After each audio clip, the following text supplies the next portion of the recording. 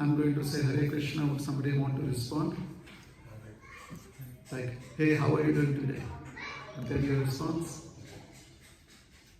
So, how are you today? Good? Okay, Hare Krishna. Yes. So when you say Hare Krishna, it is supposed to mean all of those sentences that we use in day-to-day interactions.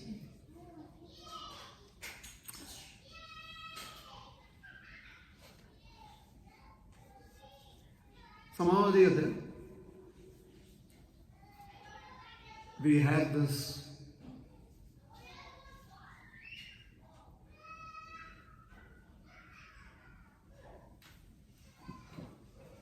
connection, or let us say, we have some belief that one must be spiritual. Some of us have this belief because that is how we were raised up. Others are forced to have this belief because they want their children to grow up with that belief.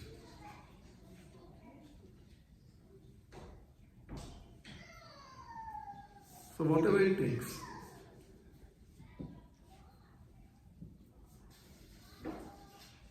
it is very helpful to have a belief system that makes you inquire into subject matters that play a very important part in our day-to-day activities. However, we may or may not address those subject matters on a daily basis. For example, I grew up in India. So growing up in India, my elders, they taught me that as soon as you wake up in the morning, you have to chant certain prayers. Even before you look out for other members of a family, you have to chant certain prayers. Some prayers like Kara, Gare, Vasate, Lakshmi, prayers like that. Other prayers where you remember to worship Mother Earth. The reason was, and similarly, when we closed down shop for the night, when we go to sleep, we would chant prayers. The idea was that when we wake up, we realize that we were on the maintenance mode throughout the night. Just as when you leave your house, it is recommended that you keep the temperature in the house at a recommended level. Maybe keep it at 68, 65 degrees Fahrenheit. Is that correct or wrong? It's suggested that you do that, right? Because it saves energy consumption. Is that true or is it false? You may shut down many electrical appliances, but you try and maintain the temperature within the house. Similarly, office space, correct? So what that instrument does, what the system does is that it helps you adapt to your place of shelter, to your place of work. It helps you adapt easily. Similarly, when we wake up every morning, it would be very difficult if we have to start learning how to breathe properly. If we have to again start identifying things that we see with our eyes.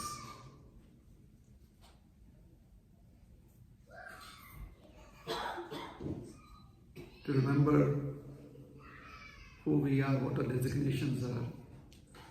Redoing it, reinventing the wheel would have been very cumbersome. So we were on maintenance mode. All we did was go to sleep.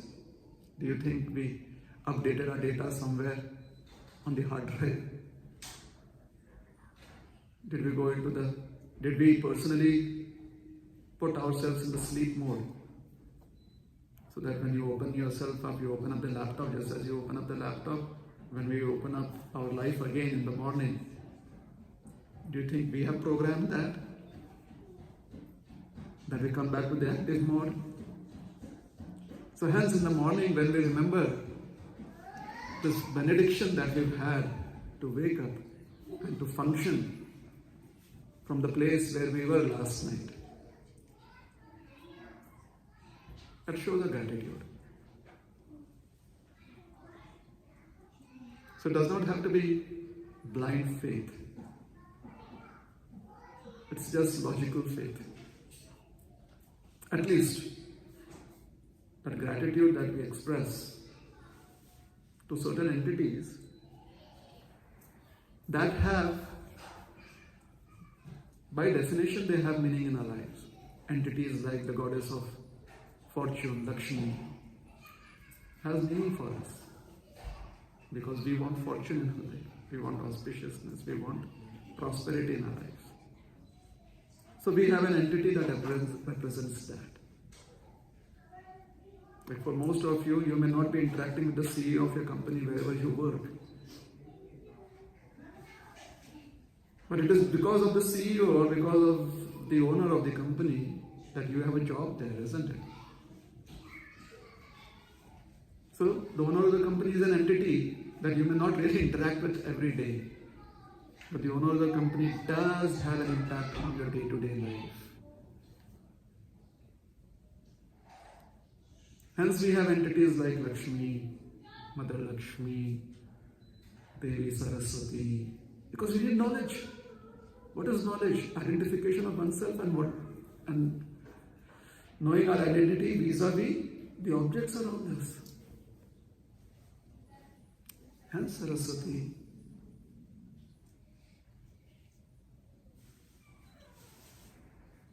Then Vishnu, Mother Earth. She gives us a foothold. If we want to go further in our prayers, then we worship either Hanumanji, the son of Vayudev, because we need Vayu. On this planet Earth, we are so lucky that we have someone has just providing the necessary amount of oxygen that we need. It's not us, it's not the trees. Some of us may feel that it is the trees that do it. The trees are simply wanting to exist. And within their existence, they are helping us out. That's just symbiosis, a symbiotic relationship.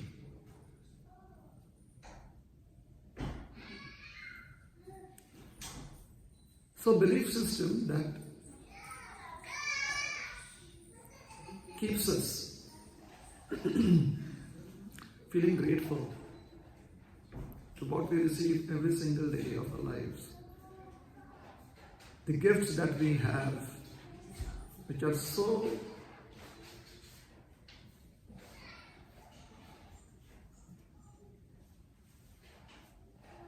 imperceivable or unperceivable, whichever way, which is not really perceivable. Do we really think about how important air is for breathing? As much as Costco membership. Do we really think about how much the taste of water is needed? Do we really think about that? The only time we think about water is when we pay our water taxes. I mean, we kind of give importance to it. We notice that water is playing a part in our lives. Because it is free. Whatever is free is a gift.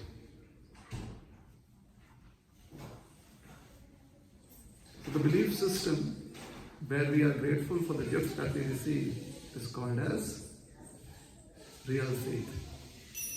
It is called as Shraddha. However, this Shraddha will be challenged. Just as any faith that we express in this world is challenged. Yes.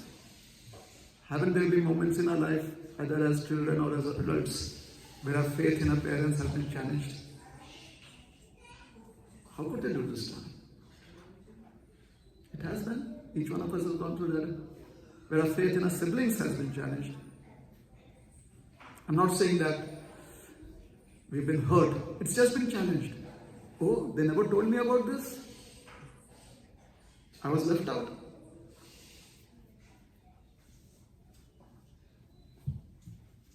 Our faith in the electrical department, our faith in the water department has been challenged.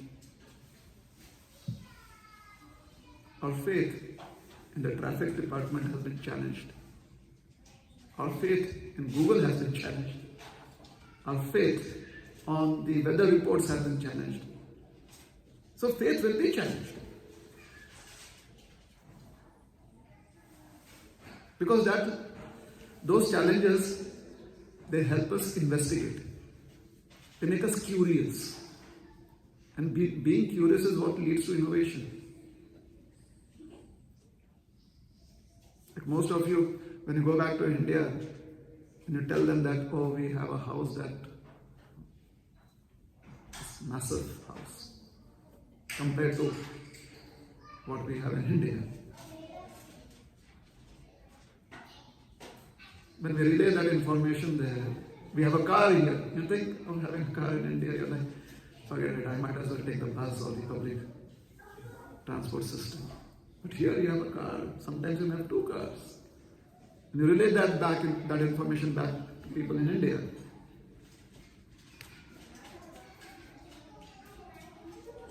We overlook the fact that it was our curiosity also that helped us identify what car we wanted. It was a curiosity that helped us identify what kind of house we wanted, where we wanted our house to be. The research that we put into it. And what did it lead to? It led to some innovative ideas within your life. Oh, maybe I would want to go for this house, this design. So curiosity leads to innovation.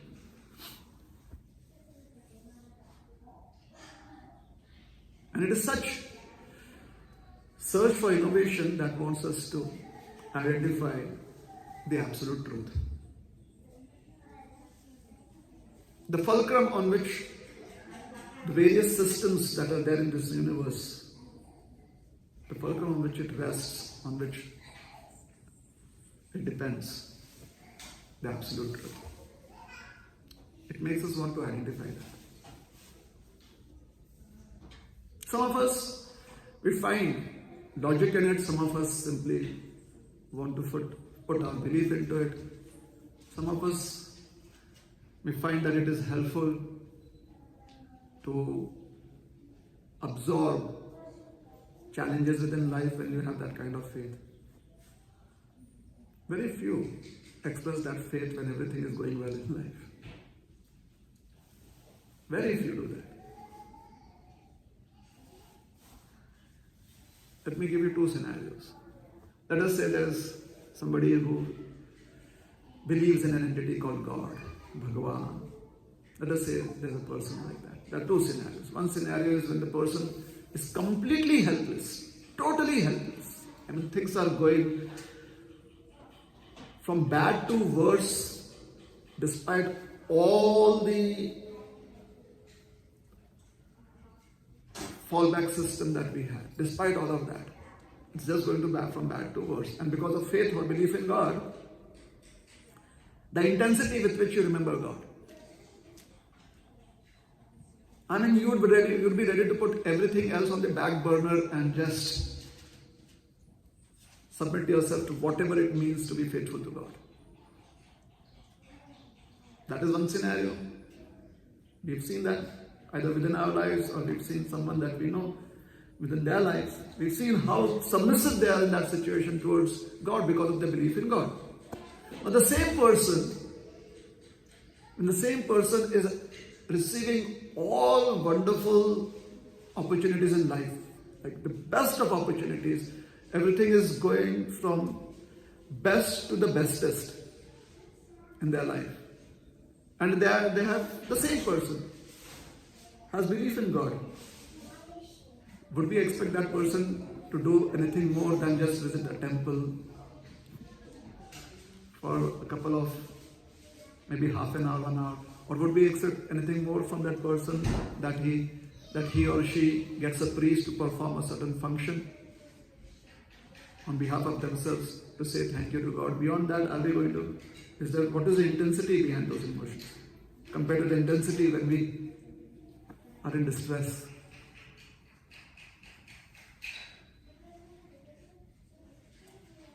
So a lot of people find it okay to not have very intense emotions with their belief system in the absolute truth when things are going okay. They're okay to live with that. They're like, it's okay. And then God knows. I don't have to express it. He knows what is in my heart. Then in distress, why do you have to express it? Doesn't He know what is in your heart? In distress, why do we seek help? Because in distress, we are very much aware that we are not the controller. We are aware that a major part of our existence is dependent on other factors, much greater factors beyond the control of human society. Whereas when things are going alright in our life, it gives us a sense of being the controller.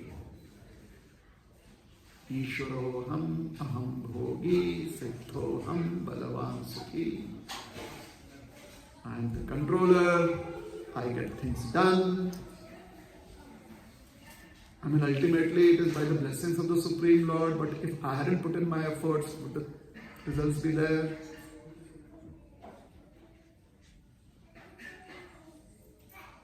So this idea that I am the controller, things happen because of my existence, does not help gratitude really come out.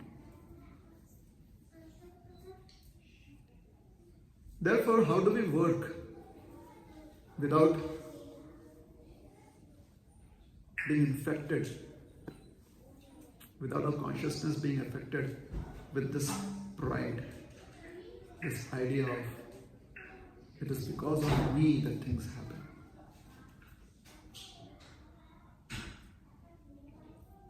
A suggestion has been given. The suggestion is, rather than think yourself as being the doer, you do your things with the idea that you are an instrument.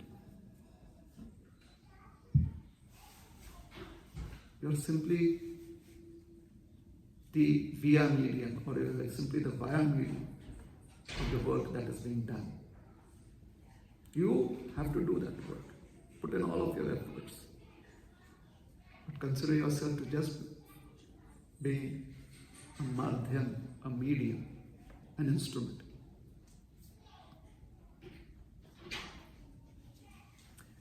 And then the glories of the universe can be clearly seen. As long as we think, for example, those of you who know cooking, maybe you know how to make pasta. Is it that difficult to make pasta? Let's say a sandwich. Some of you can put together a sandwich. So if it turns out to be good, we feel that we made a very good sandwich. Is it right or is it wrong? Have you ever considered what kind of contribution did the cucumber in the sandwich by its taste put in? The tomato that was there, the sauce that was there, What is their contribution to the sandwich? We completely, very conveniently overlook it. Why? Because I made the sandwich. See? However, if you think that you are just an instrument, just as a cucumber is an instrument, the piece of bread is an instrument. It is just one part of the whole doing its bit. Similarly, we are just one part. We just put all the things together, doing our bit. So who puts the taste in the cucumber? Who puts the taste in the bread?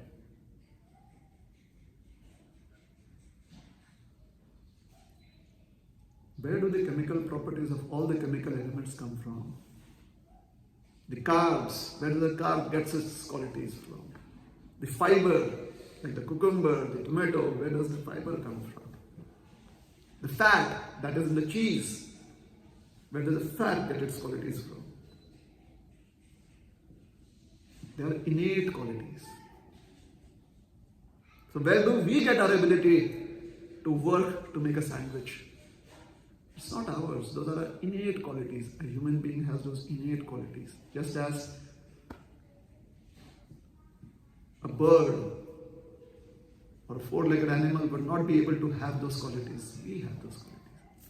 We may not have the innate quality of running as fast as a cheetah does. The cheetah has those innate qualities. So if the cheetah is running very fast and comes first in a race, why should the cheetah get the gold medal?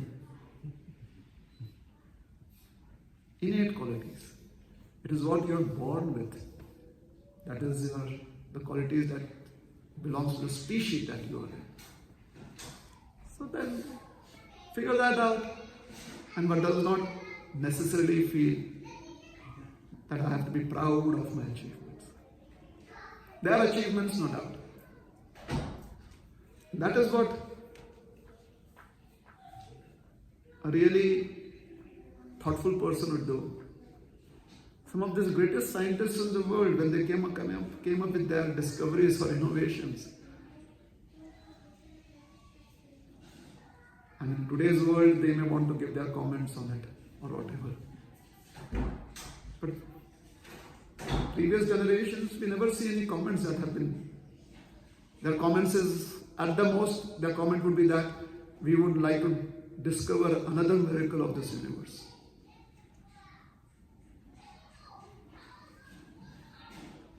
Just imagine, somebody like Newton would have patented his idea of what is gravity. Done. He would have been a multi-millionaire. But no. Because you don't feel proud about their achievement. You just feel that since they made an inquiry into it, things were revealed. It was always existed. The laws of material nature are always existing. Just as the taste of the cucumber, the taste of the bread is always existing. You discovered a way to make a very wonderful, tasty sandwich out of it. So that is all your discovery is. Without the ingredients, we would never have come up with that discovery. So we are simply an instrument that is putting together all these ingredients. Thoughtful people, that is their perception of life. That is their perception of achievements. And because that is the way they perceive the world, they are practically burden-free. They never have to deal with an image that they have established. They never have to think that, oh, I am the breadwinner of the breadwinner, of the family. No burden like that. Because you know that the breadwinner is the absolute truth. It is Bhagavan. We are just the instrument. So performance of responsibility without feeling the burden, isn't that a wonderful way to live life?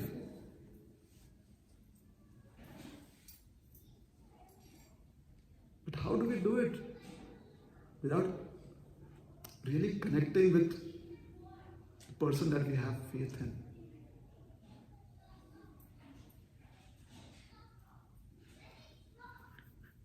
Just as we have faith in the Wi-Fi system, you're like, on an instrument you want to get on the Wi-Fi, and it doesn't work. All we do is, hey, is the internet on? Is the router functioning well? Is my instrument good? We put our faith in something that we don't see. Waves. So is it very difficult to similarly put faith in something that we don't see, that is manifesting so many benefits for us, an entity called God or Bhagavan?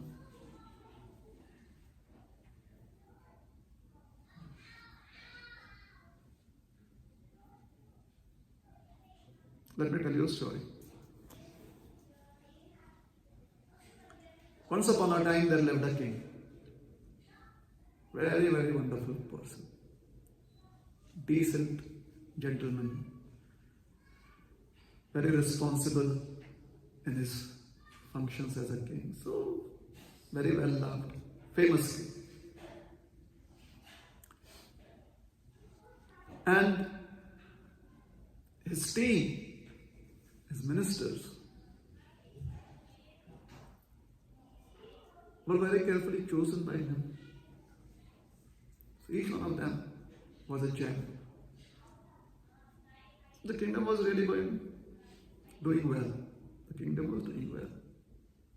Everyone was happy.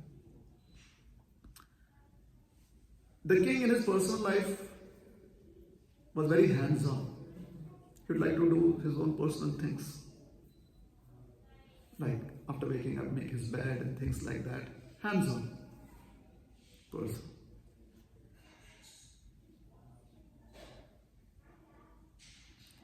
His dearest friend was his prime minister.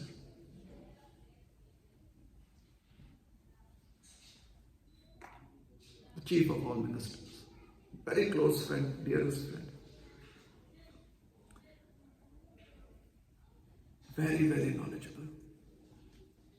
Both of them, the king and all of his ministers, everyone was managing the kingdom. Very well educated people. The minister specifically, because along with education, the minister also needed wisdom. The king was a wise king too. However, having just a person who's wise but is not hands-on, does not have to be involved in projects, is helpful. Just an advisor. The king helps to work on projects. So sometimes when you are too much involved in a project, you need to have a narrow vision. You need to be very focused on that. You cannot have a broader vision. So having somebody who's just an advisor is helpful because they have a broader vision. That's why kings would have prime ministers. Those who would advise. It was not necessary the prime minister should also be very, very adept at or very, very having warrior-like qualities. It was not necessary to be a warrior. You just needed to be very wise. To give different perspectives, helpful perspectives. So, the minister, the prime minister, was his very dear friend. Both of them, they had a lot of trust in each other. So one day, when the king was doing a personal thing, he wanted to eat an apple. So he wanted to cut the apple into slices and then eat it. So he himself took a knife and he was cutting the apple. And on that particular day, his mind was elsewhere. There was something that his mind was thinking about. So, out of habit, he was cutting slices of the apple and then he cut his finger. It was a big cut. His minister, his friend was with him. So the minister immediately, because the king felt a pain, he was like, ouch! So the minister noticed that the king has cut his finger, so he immediately went for a bandage. He got a bandage, he bandaged the king's finger. It was a deep cut, so when a fresh deep cut made with a sharp instrument, it's very painful, especially when you are trying to press on it, compress it, it's very painful. The nerves are just raw. You know, there are nerve endings all over, that is why you have sensation in your entire body. Correct? It's like your electrical circuits in this house, if they get exposed, if the metal filaments get exposed, you touch it, you get a shock, isn't it? So the nerves, when you make a deep cut, they get exposed. And what are nerves? They conduct electrical impulses within the body. Is it true or not? Correct? Do we know of this or no? Nerve conduction. We know what is nerve conduction? Remember? Maybe no. Most of us did not go into higher biology. Nerves simply carry impulses. Impulse is generated, it activates the next nerve filament that gets, just as energy, electricity travels, sound energy travels, similarly. So when there is exposure, it is raw. The exposed area is highly sensitive. It is very, very painful because one of the primary functions of the nervous system is to detect pain. Just for survival. So enough of biology for everyone? Sometimes we think that spiritual understanding is beyond material sciences, These people do not know anything about material sciences. That's not true.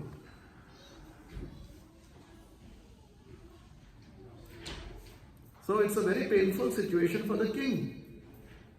And as the minister is bandaging the king's cut finger, and the king is feeling intense pain, the minister says, everything that happens for the best. You know how you can always be giving such good advice to people when you are not in pain? When you tell your child, it's okay, I'm from Maharashtra, so our local language is Marathi. Any child that is in pain, whether you are with the child's relative or not, the typical response is, काही नाही बाळ, काही जास्त दुखणार नाही. In Hindi, अरे बेटा ये छोटी सी चोट है, इसमें क्या होगा, ठीक हो जाएगा. Typical response. And when you have a similar cut in your, and somebody addresses your, it's paining. Marathi खूप दुखतोय. जेव्हा बाळाला म्हणत होतं तेव्हा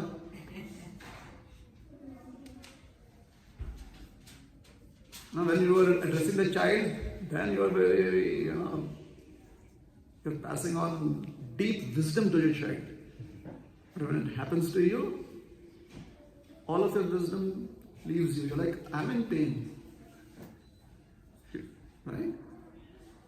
So it's easy to give advice when you are not at the receiving end of challenges. How many of us have been in a situation like that? So easy to give advice. I mean, all the choices of wise words, those catchphrases, everything, just to exhibit how much we have read. But when we ourselves are in that situation, not only don't we remember all of those catchy phrases, but if anyone throws a phrase at us, that person is the greatest enemy. You're like, how dare you do that? Rather than empathize with my pain, you're like, make sense? Typical human behavior. And we never grow out of it. We spend an entire 80 years of our life as a human being and we dare try to grow out of it. No. Anything that can be trusted more than ourselves is this habit of ours.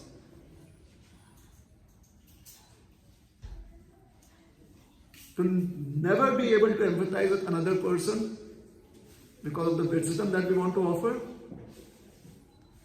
and to never accept others' wisdom feeling that they are not empathizing with us. Interesting situation, isn't it? And then we try to do meditation, we try to do puja, and some of our relatives and friends will therefore make fun of us. Itke karan kai zala? You did so much puja. Nothing has changed.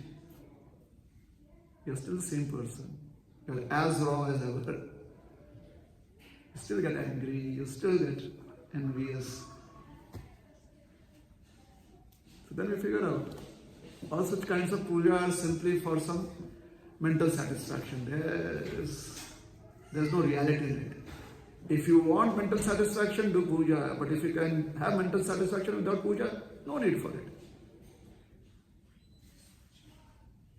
The so-called educated people, sometimes they call themselves as intelligent, sometimes they call themselves as being secular.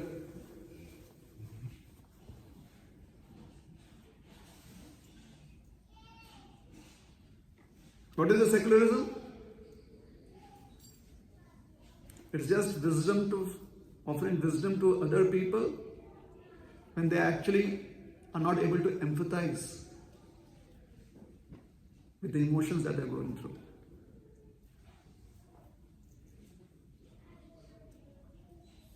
Liberals, the so-called liberals.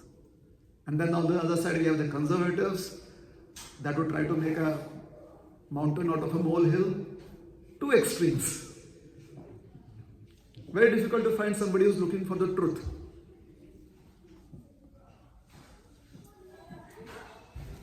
So the liberals are always at the throats of the conservatives, and the conservatives are always trying to put the liberals down. Very few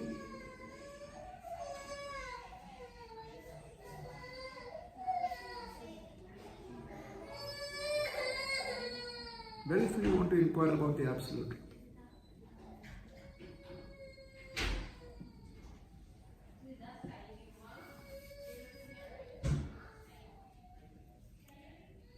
Ko api brahmani pare na sakta.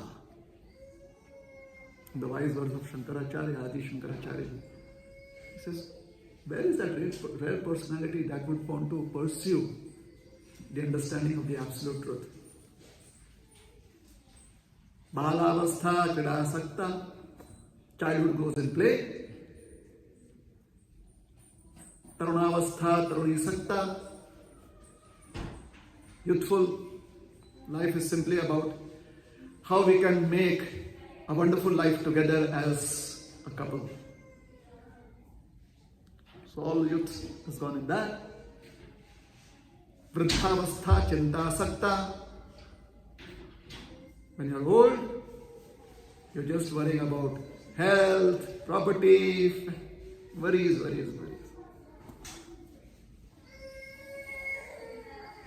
Kopi brahmani pare na sakta. So when is the time to inquire about the absolute truth?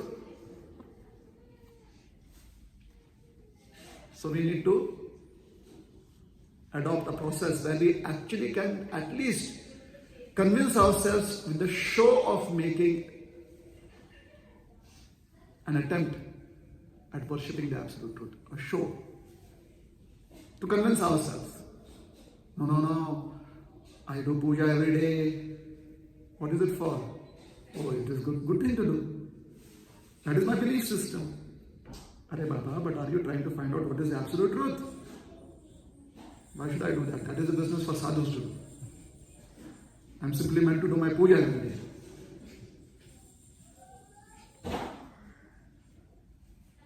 Youthful energy goes in that. I just want to make the world a wonderful place as a couple. We both together will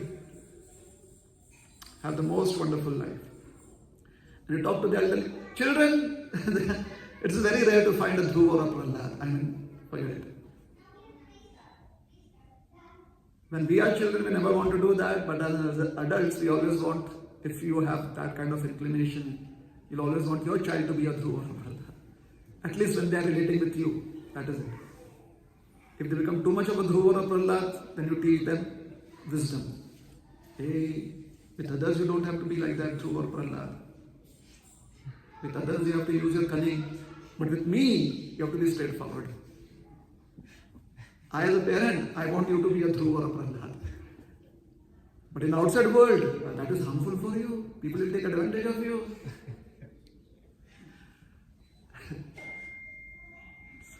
Very paradoxical. Amazing paradox that we make of ourselves. And 40 plus, oh my God, the way they 40, 45 plus, it is very interesting how they find every reason to be worried about.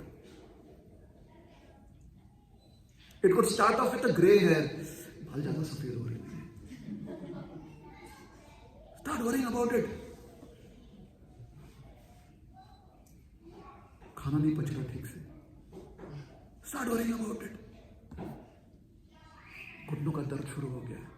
Start. अरे बाबा ये सब होने वाला था. Because you have seen your elders going through it. When your elders went through all of those challenges of getting old, you are like, tolerate it. It is going to happen, Anna. That is how you address it. But when it comes to what? Oh, my children, they are least considerate about it. And if a child comes every morning, afternoon and evening and asks the elderly parents, how are you doing? I'm going to eat my breakfast with you. The child thinks that बहुत बड़ा काम कर दिया उसने life में. The child thinks that child is Shravan Kumar. Those of you who know the story of Shravan Kumar. The child doesn't realize that in between breakfast and lunch, the elderly person has to spend time with himself or herself. And it is the most difficult time for them to figure out every day of their life because no one is interested in them.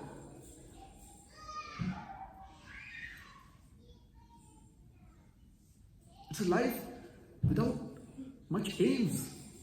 They don't know what to do because whatever they had trained themselves to do, the children have now grown up and they have taken up all the responsibility. So then they form their own clubs and they come and play cards.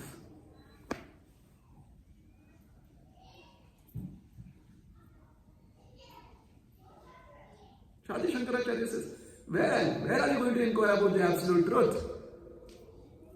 Every day when you do your 2 hours full of puja, that is when you're going to do it. If you're doing 2 hours of puja. Or when you do, you go for a satsang program for discourse once a week. Is that what you're going to do? Inquiry for the absolute truth? Because most of the people just go to discourses because it's a good thing to do. Oh, they spoke very nicely. Or if they don't like it, I don't like this person, but that other person is very good on YouTube.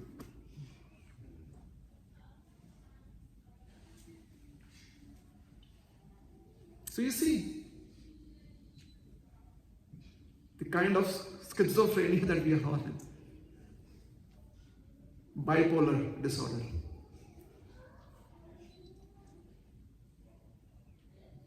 We have created an image of ourselves that we are very, very faithful, but we live a life that does not exactly fit into that mold.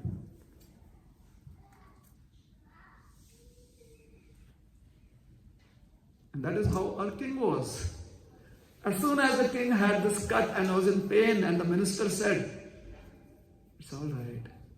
Everything happens for the best.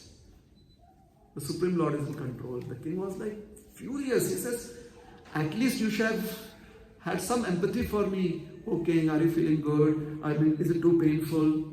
Rather than you're saying everything happens for the best.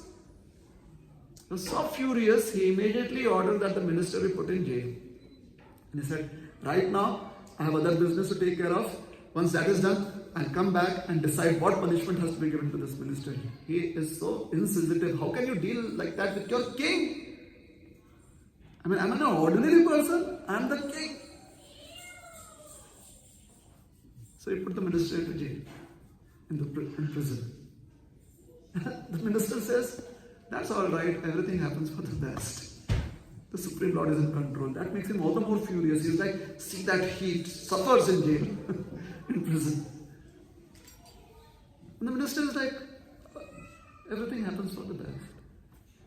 Krishna is in control. King really wants to forget about his best friend now. Right now he is in a different zone. Because when you are in pain and then when you have anger hit you or you have those very, very powerful emotions hit you in pain, then you are like a cornered animal.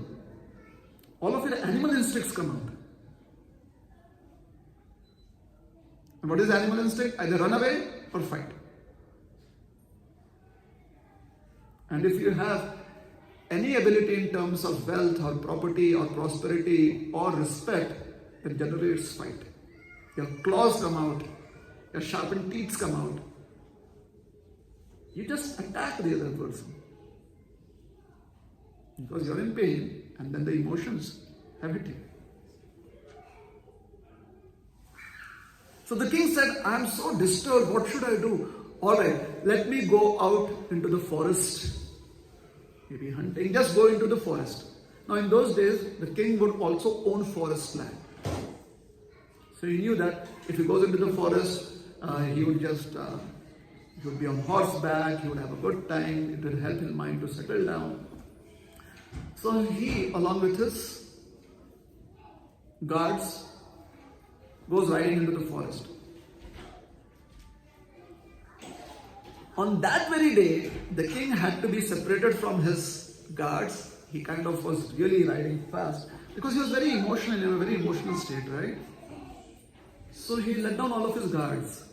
You know, his sense of being in a protected zone, he let that down.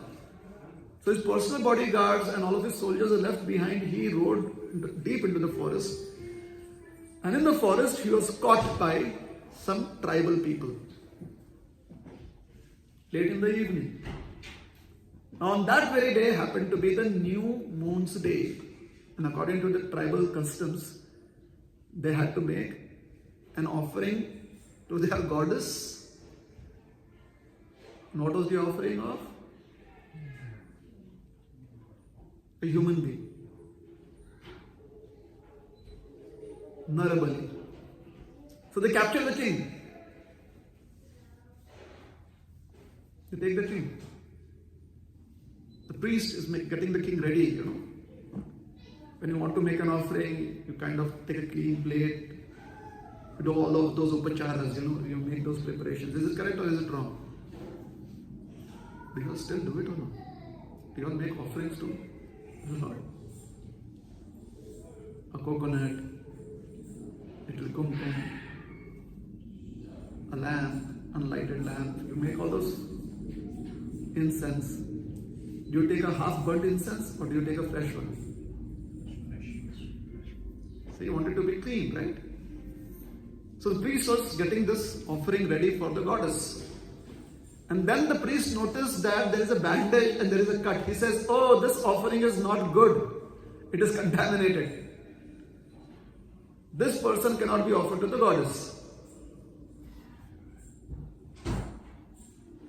So what should we do? Let him go.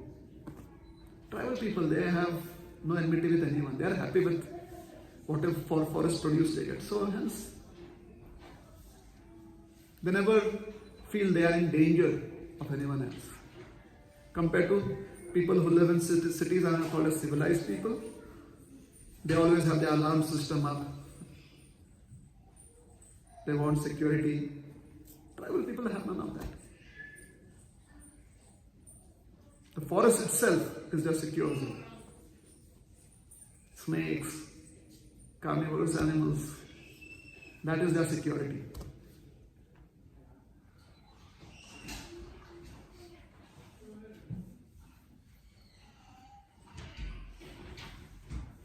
So the king, when he was released, he ran for his life. And he comes back to his palace. And the first thing he does is remember his friend and think, oh my God, because of a cut finger today my life was saved. And that is what my friend meant when he said everything happens for the best, Krishna is in control. Now most of us may not have an experience like that in our lives. Because most of us always feel that there's too much of pain that God sends our way. We feel that we are unnecessarily being condemned by God. भगवान हमारे साथ ऐसा क्यों करता है? हम तो सब अच्छा ही कर रहे हैं. I mean, I'm such a decent person. This God must be, now somehow or the other, his processing is not very good. He needs some inputs from us. And how you should process at least my life. I mean, it's like you go in front of God and say, can't you see this tilak on my head? And still, you put me in so much problems. That person doesn't even have tilak on his head. And they're getting so much benefit. So we give our inputs to God. Update yourself, my dear Lord. We need a 2.0 version of you. Where you understand how good I am. And in comparison with others, you are unfairly treating them well. And very unfairly treating me bad.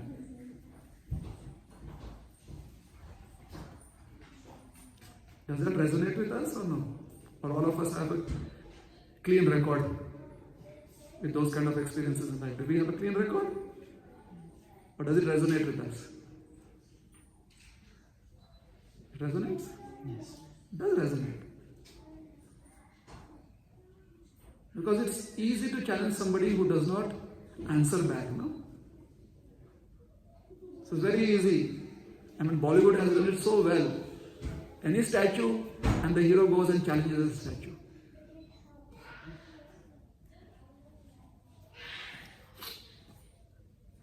And then we grow up in that. Oh, see, the statue, what can a statue do? This is all bogus. We grew up on that fodder now. Or then there'll be other Bollywood examples of how a statue is so bad. Arey Baba, we don't need Bollywood. We have our own Puranic stories. We have our Sthala Katha. We know what Srinivas did. We know what Ranganath did.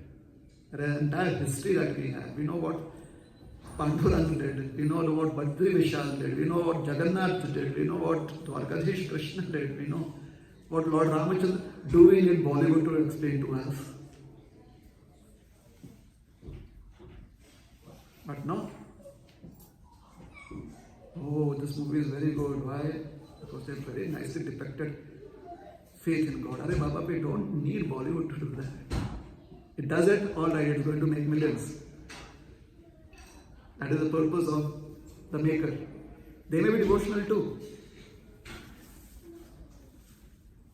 But we have history. That history is available as Loka Katha. What we call as folklore.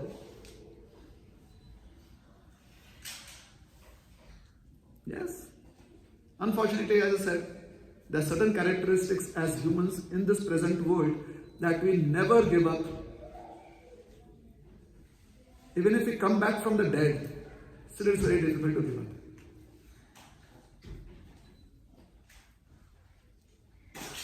The idea that without making sufficient efforts in wanting to know what the absolute truth, I know the absolute truth. हम भगवान को जानते हैं, हमें किसी से सुनने की जरूरत नहीं है. अरे आप जानते हो, किसी से सुन लोगे तो आपको अच्छा लगेगा क्योंकि वो जो जानता है, आप जो जानता है, दोनों सिंक में आ जाएंगे ना.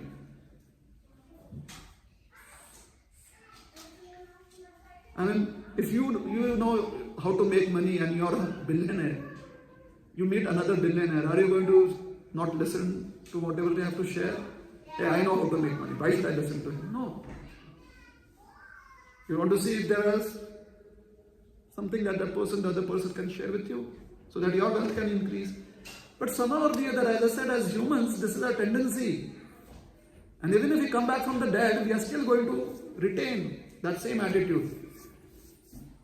अरे काय आहे Marathi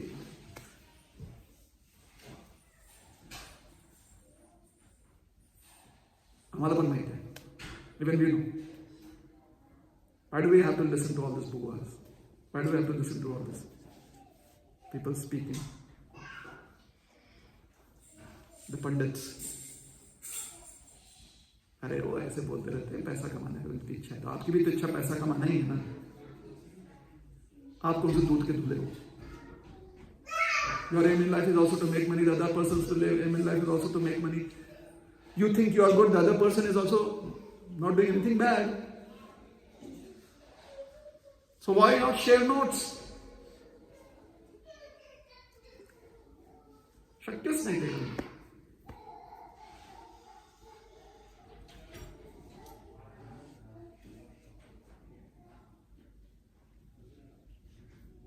It's difficult. So the king comes back. He gets his minister out of prison. And he says, oh my God, today I had this very challenging day. Now I realize why you have such deep faith in God. I'm just amazed. Thank you so very much. My faith is rejuvenated in God. So we all go through experiences like that where our faith is rejuvenated in God. There was challenge. Something happened in our lives. And then we kind of again realize, oh, this is just because by the mercy of Bappa, Ganpati Bappa Moria. In Maharashtra it is Bappa. Mata Rani ka Ashirwad in North India. Mata Rani ka Ashirwad. So people from South also go to Mata Rani. Mata Rani ka Ashirwad. People from North come to Bappa. Because from there, for them, Mata Rani is not working, Bappa will work. And people from here, Bappa is not working, Mata Rani will work. I mean, how lousy can we be?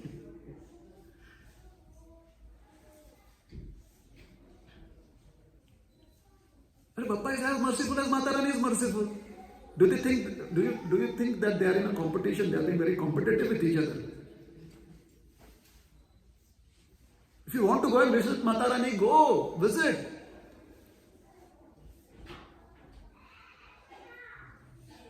Because that is, you can have your faith and express it in numerous ways. But don't think that, oh, someone is better because this person is not giving anymore. Doesn't make sense.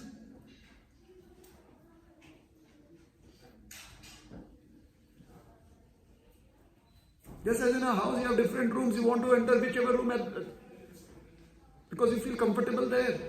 If you feel comfortable with Kali Mata, go to Kolkata. If you feel comfortable with Mata Rani, go to Vaishno Devi. If you feel comfortable with Bappa, come to Mumbai. Those are the zones where you can be comfortable. Be comfortable. Don't pit them against each other. Because we'll be unsuccessful in pitting them against each other. They hardly care. They're too powerful to care about all those things that we do. But let's not, already our brain is fried out. Let's not fry it anymore. With all these dubious ideas that we get. So yes, faith gets rejuvenated. The king's faith got rejuvenated. Our faith gets rejuvenated. We again start having faith. But can we trust ourselves to continue that faith? No. We'll find another reason to be doubtful. Just as the king also found another reason to be doubtful. He said, hey, wait a minute. I mean, well, my hand was cut. And I did not know that in my fate, I was going to be captured and maybe considered to be an offering, Narabali, for human sacrifice. I did not know that. But now I can see how it is connected. So I can understand it was for my betterment, it was the best thing to happen to me, my finger getting cut. But you explain to me, how was it good for you to be in prison? I don't understand that. You are such a faithful person. Why did your Krishna make you go through that suffering? You have to stay in jail, in prison. And it specifically ordered my people to trouble you in jail. You said that, oh, this is for my best. How is it for your best? I don't understand this. See, immediately doubts will come. So on Monday we have faith. By Wednesday we will have doubts. And then again on Sunday we decide to have faith. It's like, just as we sleep and wake up, similarly our faith sleeps and wakes up. Constant cycle. So the king asked that question, and the minister said, well, it's for my best that I was in prison, because if I had not been put in prison and you were not did not have that animosity against me, then most probably you would have forgiven me and taken me along with you. And I would have never left you alone. I would have tagged along. Both of us would have been captured. Then who would you think would have been the human sacrifice? And I don't even have a cut. I would have been the perfect human sacrifice. So now you see, although you let out your emotions, I also did not know what fate would bring up, what was my destiny, what was in my fate. Krishna is in control. So me being put into prison worked out for me too. So in this entire episode that we discussed, what do you think is the conclusion? Most of us will come up with the conclusion that you should trust God, you should be faithful to God. Good. If that is what you want to accept as a conclusion, take it. But then, having been trained in science and logic, I cannot simply accept only that conclusion. My brain, it kind of just triggers me to look at other perspectives. So what are the perspectives that I am looking at? This is called as, what are the lessons that you want to be learned? So do you want to take the easy lesson? Trust in God, God will take it. That's the easy lesson. In this entire episode, the incident that we described, the king and his minister, the king went through his phases. Did the king go through his phases? Happy, in pain, goes down, then again comes back and feels relieved, again has doubts. But the minister was Samadarshi. The minister was in as much danger of his life as the king was when he was captured. Because the minister had been punished by the king. Now, if the king would retain the same kind of animosity towards the minister, then most probably the king would have said, Mrityu Dand. An end to his life. It was possible. That could have been one of the consequences. Just as the king, when he was taken as a human sacrifice, it would have been the end of his life. But how did the king take it? How does the minister take it? And this is the difference between the two. In the Srimad Bhagavad Gita, there is a beautiful verse that describes this state of mind, and Krishna encourages all of us, including Arjuna, to attain that state of mind. Which is very much being reflected by the minister. Krishna says, Jitatmana prashantasya paramatma samahita Sitoshna sukha dukkheshu tathaman apamanayoha. Have you heard shlokas before? How many of you have heard shlokas before? Please raise up your hands. How many of you know how to recite shlokas? Please raise up your hand. How many of you have never heard shlokas before? Not Bhagavad Gita, any kind of shloka. Please raise up your hand. So now I am confused. I asked you 3 questions. My first question and my third question were exactly the opposite. But the response of you is the same for both, except for a few people. When I asked the question, how many of you have heard shlokas being recited? 3 or 4 people put up their hands, the rest. And when I asked the third question, how many of you have never heard shlokas being recited? Please raise up your hands. No one raised up their hands. So what am I supposed to do now? Please tell me. I know that all of you are healthy.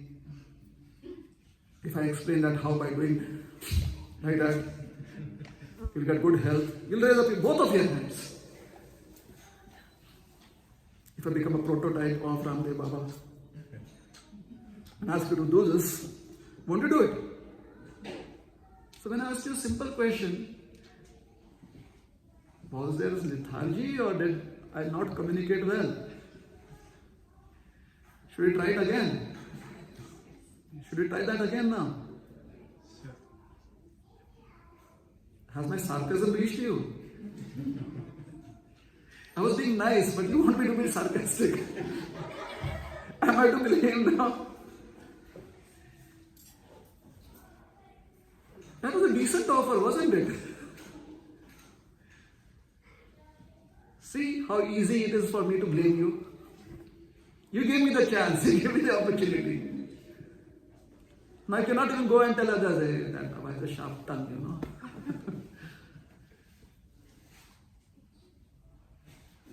So let's try this again. How many of us have heard recitation of shlokas before? Any shloka, please raise up your hands. Stotras, shlokas, Are Papa Ganesh Ati, Jai Jagadisha Hare. That is also shloka. Did you know that? Shloka basically means a certain composition in Sanskrit.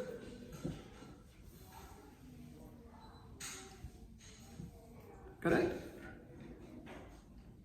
So, most of us, adults, some of the adolescents can also, yes, we've heard shlokas before. Do we like the melody that shlokas are in? Does it sound good? When you hear the Vishnu Sahasranam,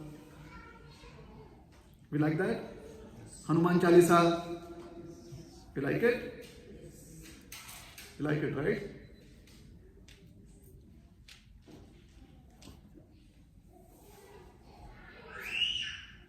Did you like this verse from the Bhagavad Gita and its melody? Jitatmana prashantasya paramatma samahita shitoshna sukha dukkheshu tatha manapamanayoha. Likeable? So if it is likeable, then why don't we recite it together? Let's do that. Alright? Who knows? Maybe you've heard somewhere that even if you recite one verse, half a verse, or then one word from the Bhagavad Gita, you'll get moksha, right? So here's a chance to get moksha. Okay. Now once you have attained moksha, please don't come back. That is a request. Jitatmana prashantasya Paramatma samahita Sitoshna sukha dukkheshu Tatha manapamanayoha.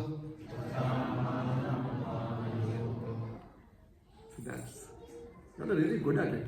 I think you should do it regularly. I mean, not regularly come to my class, but at home, recite verses. Yeah? Let's try it. Those of you who are doing it regularly, good. Do more. Those who are not, do it. So what is there should be a meaning to, we need to translate this into a language that we understand, correct? Isn't it? We need a modem that translates it from one language into another language, right? So I am going to be your modem. So the verse we chanted was in Sanskrit. Maybe we understood it, maybe we did not pay much attention to it. So let me be the modem. Change it into a language that you would be able to understand. So English is good. Okay? Because most of the languages in India have their roots in Sanskrit. A lot of words from Sanskrit are there in most of the languages in India, including Tamil. Even Tamil has Sanskrit words in it. One of the oldest languages, Dravid Desh, Agastya Muni decided that Dravid Desh should have Tamil. It should be on equal status as Sanskrit. Correct? However, you know Sanskrit too. Therefore, there would be words of this Sanskrit language in Tamil also. Or if somebody can say it the other way also, if you want. So most of the languages in India, whether it be Kashmiri, whether it be Bengali or Assami, whether it be Gujarati, whether it be Kannada, Telugu, they'll have Sanskrit words. Hence, Jita, the meaning of Jita would be known by most of you. What is Jeet?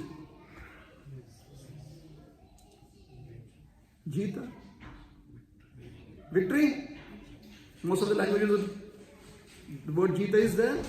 It means victory. If not, maybe you know Hindi, and Hindi Jeet means victory. Right? Atma. Atma is soul. So Jita, the soul that has attained victory. What kind of victory? Manaha, Jitat Mana. Victory? Mana? What is mana? Man? Mind. Is that difficult? You use that word in your language? The regional language of India used the word man. Used? Mind? Correct? So Jitatmana, one who has conquered over the mind. One who is victorious over the mind. Prashanta, another word that is quite popular. Regional languages, what is Prashanta? Peace. Asya, this word may be new. Asya means one who. I, him, her. Asya, when it becomes her, him, it is tasya. Again, it comes from asya. You are to it to distinguish between me and him. Tasya. Right? Prashantasya. That person who has conquered the mind will always be peaceful in all circumstances. And someone who has reached that state of existence, Paramatma, another word that is well known in the regional languages. What is Paramatma? Supreme Lord, God. Sama, equal. Everyone understands? Samahitaha. Now this word may not be, the meaning may not be the same as what I am going to say. Samahitaha means similar to. So Paramatma Samahita. Paramatma is attained. So for someone who has conquered over the mind, not only does that person always interact in a peaceful manner, is always peaceful, but also has attained the Paramatma, is in connection with the Paramatma.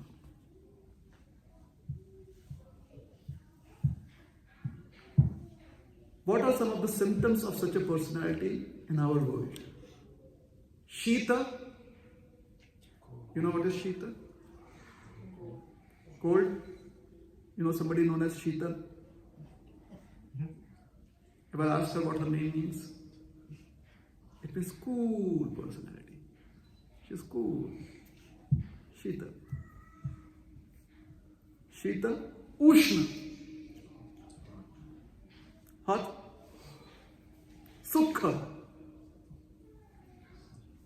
What is Sukha? Happiness. Dukkha. Unhappiness. Mana.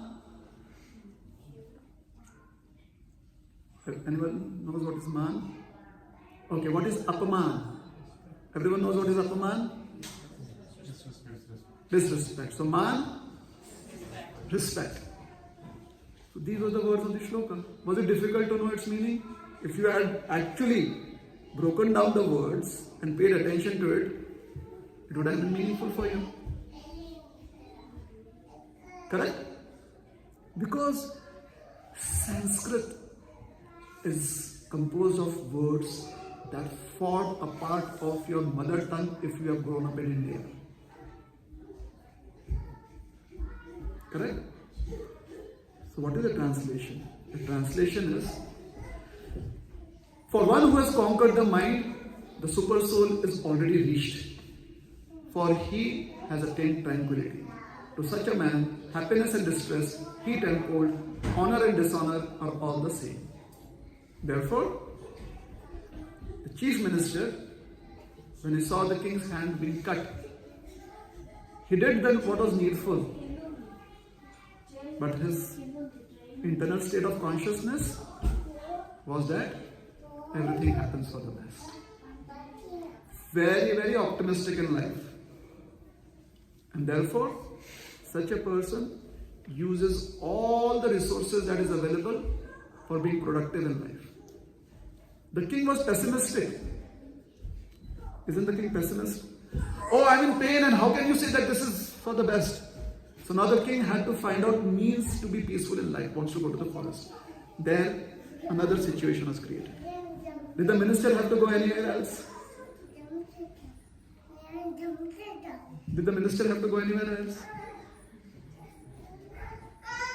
Because the minister with the king or in prison was in the same state of mind. The king wasn't. Therefore, the king could not understand how everything turns out to be the best. What actually it means is, and I said, my training in science wants me to look at different perspectives. That is what material science did to me. I studied physics, chemistry, biology. From that perspective, I studied theology. I need to have perspectives that can help me understand the world in a broader sense.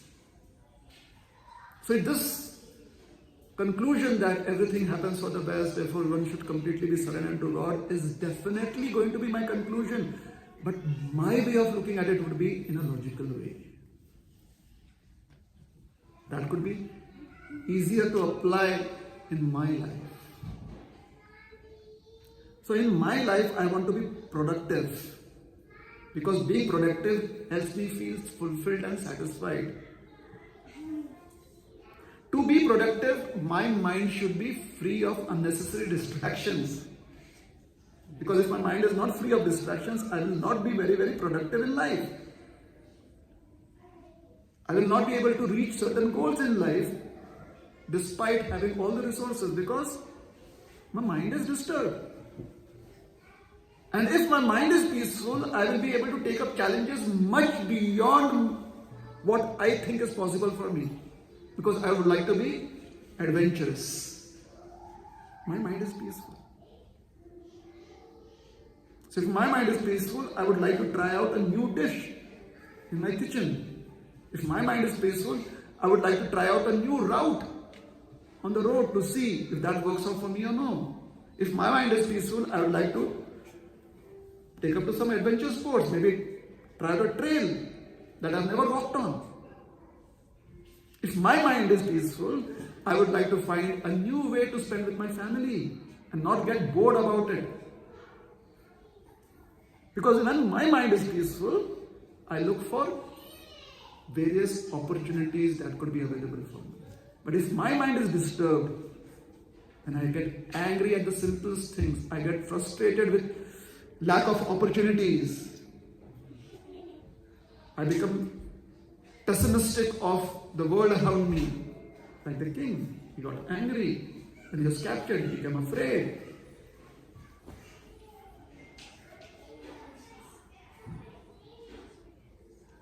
How does the mind become peaceful? The mind has to look for opportunities in both situations, when I'm being disrespected or I'm getting respect. I should not be blown away by the respect that I'm receiving, thinking that I'm great, because that will make me miss opportunities and be productive in life. And I should not be hurt when I'm being disrespected, because that would again close down doors of opportunity for me. Now, if you really want to be very, very productive in your life, if you want to make the best out of your personal life, then the only good option left for you is Prashantasya. So is that a matter of when I'm retired, I will try doing it? Is that a matter of when I get time, I will do it? No. It is what you need to do right now. Whether you're making a drawing, a painting, whether you're learning driving, whether you're in the kitchen, whether you are on your work desk, whether you're at your workplace, whether you're working remotely from home, every situation, you have to see what are the opportunities available to do better, to be a better version of yourself, to be productive in life. And hence, the society that we grew in, the Vedic society, lays a lot of stress on karma pradhan, Sanskriti. Focus on how you can be productive, looking at the opportunities that you have, despite the fact that you have received respect or disrespect. Not just that, whether it is comfortable or uncomfortable, whether the cold is making you comfortable or the cold is making you uncomfortable. So if it is very hot and you find cool shade, don't be so relaxed and shut down the doors and windows of your mind that you're not able to see the opportunities available in that moment. Or if the cold is making you too miserable because you are in this winter season and you are in this snow, don't let your mind be fooled by that situation. Look for opportunities even in that situation to progress.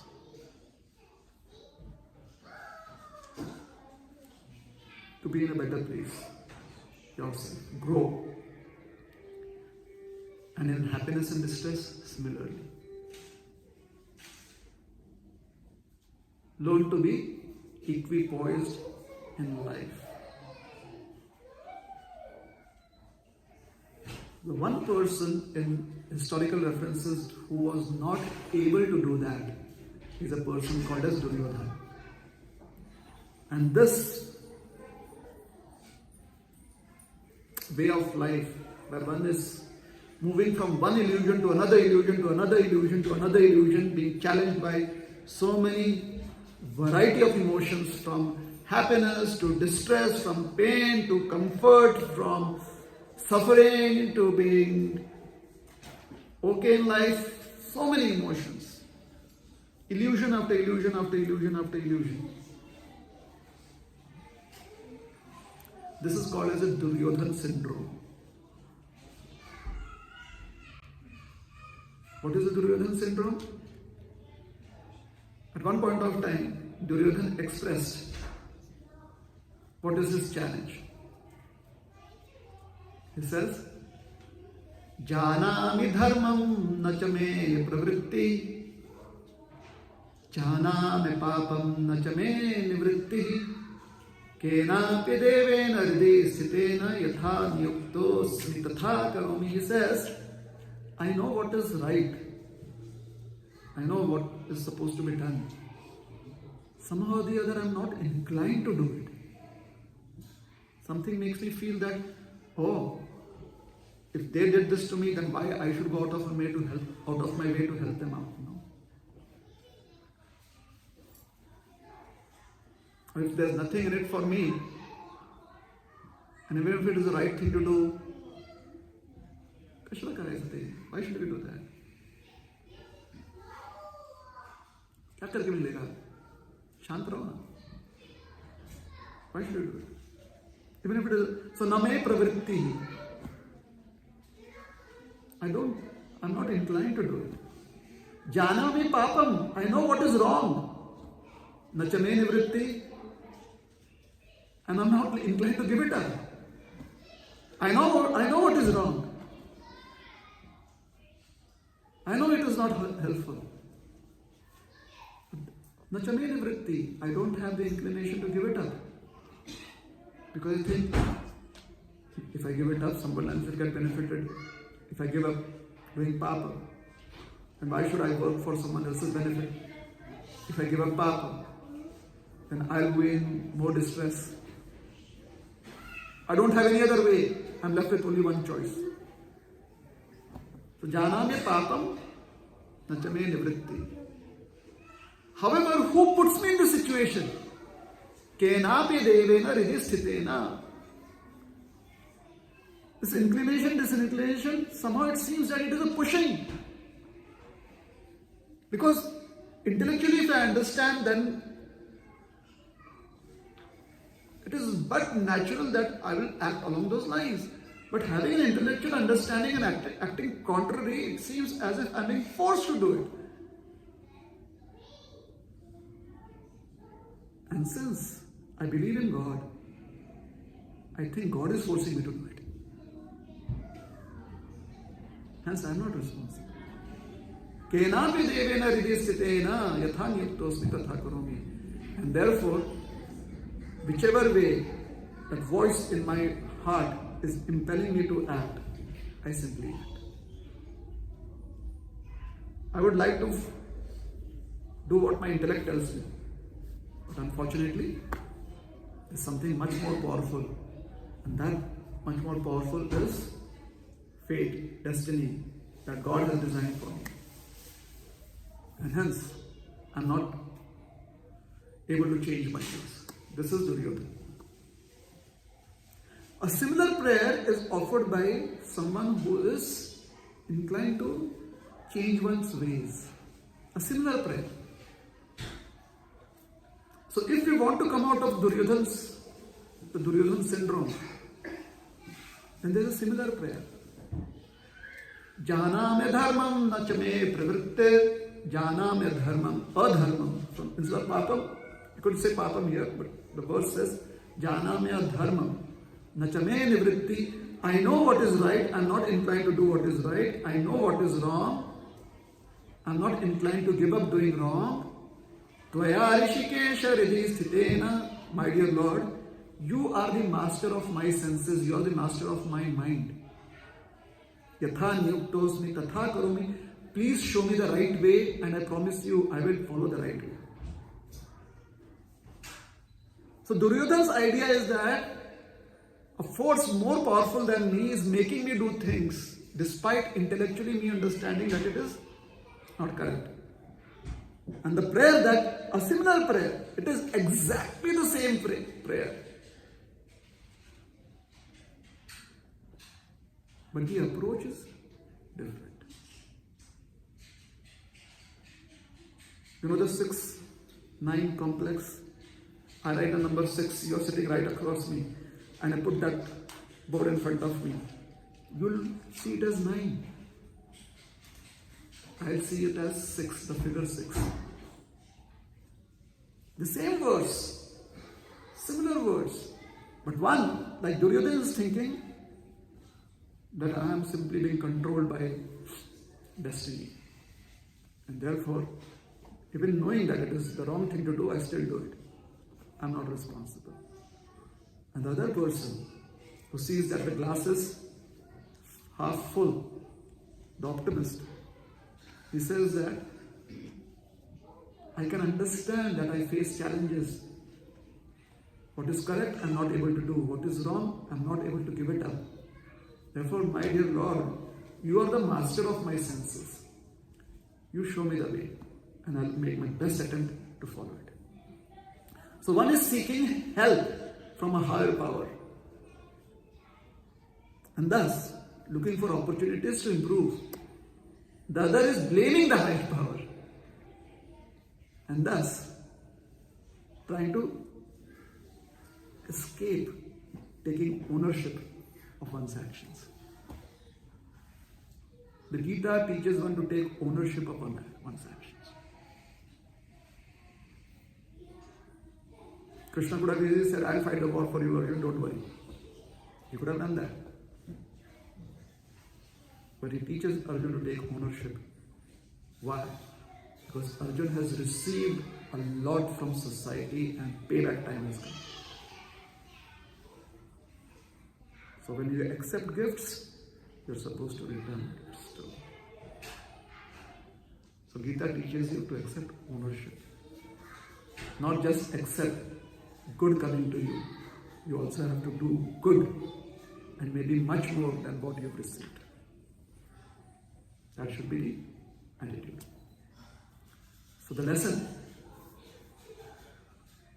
that I think would be helpful is always learn to be productive, always look for opportunities to improve, and always know that today is the best day of your life, and today and right now is giving you the best opportunities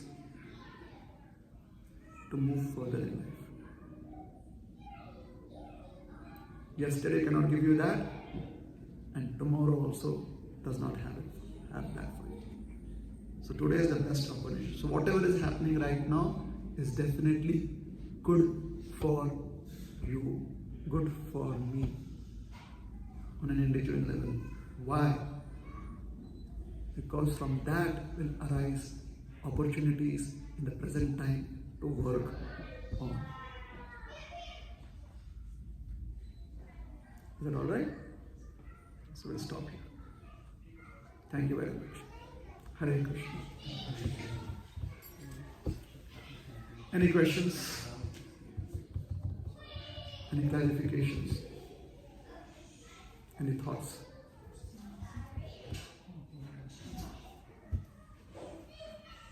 Feedback? None? Alright, so we'll stop here. Hare Krishna, Srila Prabhupada ki Jai. His Grace Rohini